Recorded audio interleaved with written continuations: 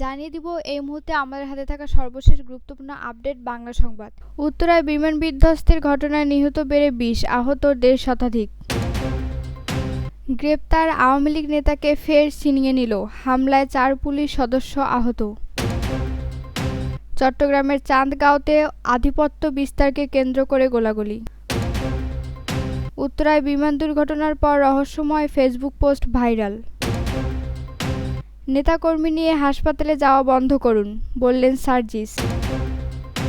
চরমোনাই মোনাফেক, এনসিপি চাঁদাবাজ ও জামায়াত লুঙ্গির নিচে আশ্রিত।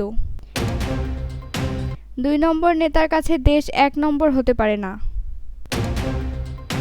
শুনছিলেন সংবাদ শিরোনাম, এখন বিস্তারিত।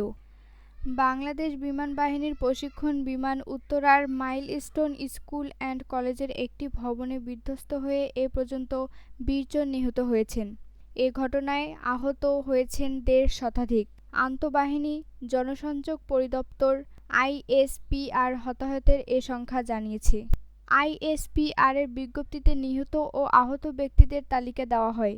সে সময় নিহতের সংখ্যা ১৮ বলা হয়েছিল। পরে বিকেল ৫টা ৪০ মিনিটে আইএসপিআর জানায় দুর্ঘটনায় নিহতের সংখ্যা ১৯-এ পৌঁছেছে। প্রশিক্ষণ বিমানের পাইলটও নিহত হয়েছেন। রাত ৮টার আগে আইএসপিআর ২০ জন এবং ১৭১ জন আহত হওয়ার তথ্য দিয়েছে। বগুড়ার শেরপুরে সিরাজুল ইসলাম নামে এক আওয়ামী লীগ ও এজাহারভুক্ত আসামিকে গ্রেপ্তার করতে গিয়ে হামলার শিকার হয়েছে পুলিশ সদস্যরা। সিরাজুলের স্বজনদের অতর্কিত হামলায় ৪ পুলিশ সদস্য আহত হন। খবর পেয়ে থানা থেকে অতিরিক্ত পুলিশ পাঠিয়ে আহতদের উদ্ধার এবং হামলার ঘটনায় জড়িত অভিযোগে ৩ জনকে আটক করা হয়।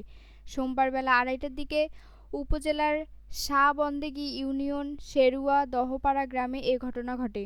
আহত পুলিশ সদস্যরা হলেন শেরপুর থানার উপপরিদর্শক এসআই মোহাম্মদ শরাফত জামান, কনস্টেবল সিরাজুল ইসলাম, মোহাম্মদ নুরনবী ও আইনুল হক। তাদের উদ্ধার করে উপজেলা স্বাস্থ্য কমপ্লেক্সে ভর্তি করা হয়। এই ঘটনায় আটকরা হলেন শেরুয়া দহপাড়া গ্রামের সিরাজুল ইসলামের স্ত্রী কোহিনুর বেগম, ছেলে নজরুল ইসলাম ওরফে লিটন ও পুত্রবধূ কামরুন নাহার ওরফে রিমা। থানা সূত্রে জানা গেছে, ২০২৪ সালের ২৮ সেপ্টেম্বর থানায় বিস্ফোরক দ্রব্য আইনে একটি মামলা হয়। এতে শেরুয়া দহপাড়া সিরাজুল ইসলাম নামের এক ব্যক্তিকে ১০৭ নম্বর আসামি করা হয়। তিনি স্থানীয় আওয়ামী লীগের সহসভাপতি। পুলিশ জানিয়েছে, আজ দুপুরে সিরাজুলকে গ্রেপ্তারের পর তাকে থানায় আনার পথে তার ছেলে নজরুল ইসলাম লিটন ও ভাতিজাসহ পরিবারের প্রায় ২০-২৫ জন নারী পুরুষ আকস্মিক পুলিশের উপর হামলা চালায় এবং ধস্তাধস্তির মাধ্যমে আসামিকে ছিনিয়ে নেন। অতিরিক্ত পুলিশ সুপার সজীব শাহরিন জানান, নাশকতা মামলার আসামি সিরাজুল ইসলামকে গ্রেপ্তারের সময় তার পরিবারের লোকজন অতর্কিত হামলা চালিয়ে তাকে ছিনিয়ে নেয়। এ ঘটনায় জড়িতদের চিহ্নিত করে কঠোর আইনি পদক্ষেপ নেওয়া হবে। উল্লেখ্য, গত বছর ৮ অক্টোবর সিরাজুল ইসলামকে পুলিশ গ্রেপ্তার করলে একই কায়দায় মারধর করে ছিনিয়ে নেওয়া হয়েছিল। ওই ঘটনায় জড়িত থাকায় ইউনিয়ন বিএনপির যুগ্ম সাধারণ সম্পাদক ও ইউপি সদস্য জাহিদুল ইসলামকে দল থেকে বহিষ্কার করা হয়।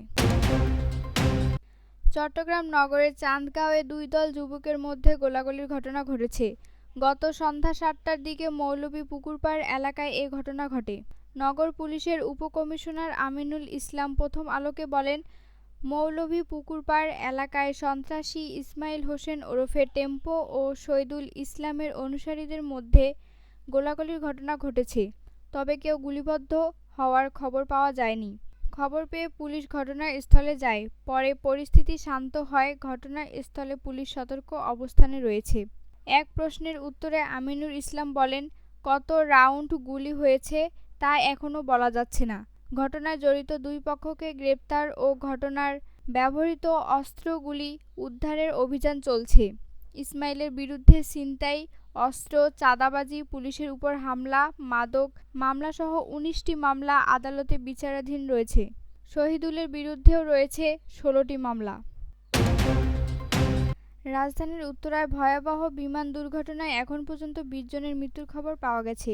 এছাড়া দগ্ধ অবস্থায় হাসপাতালে নেওয়া হয়েছে আরও অন্তত ৭০ জনকে। মর্মান্তিক এই ঘটনার পর একদিন আগে ফেসবুক পেজে দেওয়া রহস্যময় সতর্কবার্তার একটি পোস্ট ভাইরাল হয়। ২০ জুলাই রোববার ফেসবুকে অ্যানোনিমাস মেইন পেজ নামের ভেরিফায়েড ওই পেজে বলা হয়, একটি স্কুল ভবন ধসে পড়ে যাচ্ছে, যার ফলে বহু শিশু প্রাণ হারাবে। আমরা এক ভয়াবহ বিপর্যয় এগিয়ে আসতে দেখছি। পোস্টে আরও বলা হয়, এই বিপর্যয়ের মূল কারণ হবে ভবনের অবহেলাজনিত রক্ষণাবেক্ষণের অভাব। আমরা আমাদের সর্বোচ্চ চেষ্টা করব এটি ঠেকাতে। আমি একজন স্থপতি হিসেবে এই বার্তা দিচ্ছি। ২১ জুলাই সোমবার দুর্ঘটনার পর ওই একই ফেসবুক পেজ থেকে আরও একটি পোস্ট আসে। এতে বাংলাদেশের বিমান দুর্ঘটনার ভিডিও শেয়ার করে বলা হয়, আমরা সবসময় আগেভাগেই সতর্কবার্তা পাঠাই, কিন্তু দুর্ভাগ্যজনকভাবে সেগুলো গুরুত্ব পায় না। এটি অত্যন্ত লজ্জাজনক। পোস্টে আরও বলা হয়, বর্তমানে একের পর এক বিপর্যয় ঘটছে, তাই আমাদের বার্তাগুলো মনোযোগ দিয়ে শুনুন এবং আগে থেকেই প্রতিকার খুঁজুন, না হলে ক্ষতির দায় আপনাকেই নিতে হবে। পেজটির অ্যাবাউট সেকশন থেকে জানা গেছে, অ্যানোনিমাস মেইন পেজ নামের এই ভেরিফাইড ফেসবুক পেজটি বিভিন্ন সময় নানা ধরনের আগাম সতর্কবার্তা পোস্ট করে থাকে, তবে এরা কখনো নিজেদের পরিচয় প্রকাশ করে না।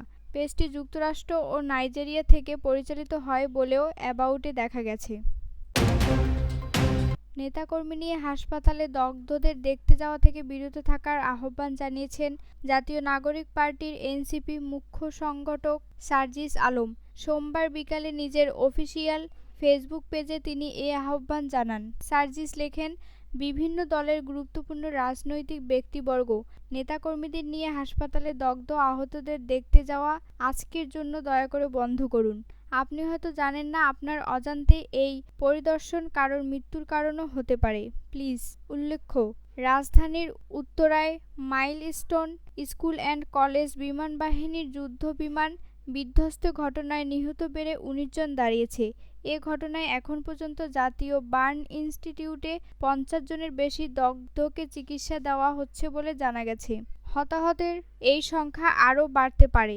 এ ঘটনার পর থেকে বিভিন্ন হাসপাতালে রাজনৈতিক ব্যক্তিবর্গ হতাহতদের দেখতে যাচ্ছেন। সোশ্যাল মিডিয়ায় এ নিয়ে চলছে আলোচনা সমালোচনা।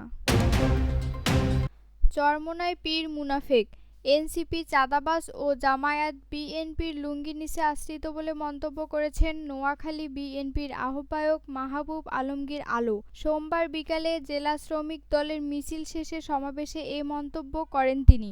মাহবুব আলমগীর চরমোনাইকে উদ্দেশ্য করে বলেন, বরিশালে মেয়র ইলেকশন করে আপনি বেইজ্জতি ও আহত হয়েছেন।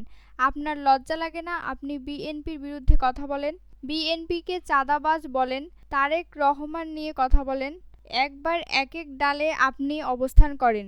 আপনি মুনাফিক, সবচেয়ে বড় মুনাফিক। আপনি একজন লোভী মানুষ। তিনি চরমোনাইকে উদ্দেশ্য করে বলেন, আপনি একবার এক এক দলের সঙ্গে অবস্থান করেন। আপনি একসময় বলেছিলেন বাংলাদেশের সব দলের সঙ্গে যাওয়া যাবে, জামায়াতের সঙ্গে আর যাওয়া যাবে না, অথচ এখন জামায়াতের পক্ষে কথা বলেন। পীরের ব্যবসা বেশি দিন চলবে না বলে তিনি সবুজ পাগড়ি মাথায় দেওয়া লোকদের আর চাঁদা দেবেন না। জামায়াতকে উদ্দেশ্য করে বিএনপির এই নেতা বলেন, আরেকটা দল দীর্ঘদিন আমাদের কাপড়ের তলে ছিল, এখন আর আমাদের ভালো লাগে না। আপনারা পিআর পদ্ধতিতে ক্ষমতায় যেতে চান। তিনি পিআর পদ্ধতির সমালোচনা করে বলেন, বেশি লাফালাফি করবেন না, ফেব্রুয়ারিতে নির্বাচন হতে পারে।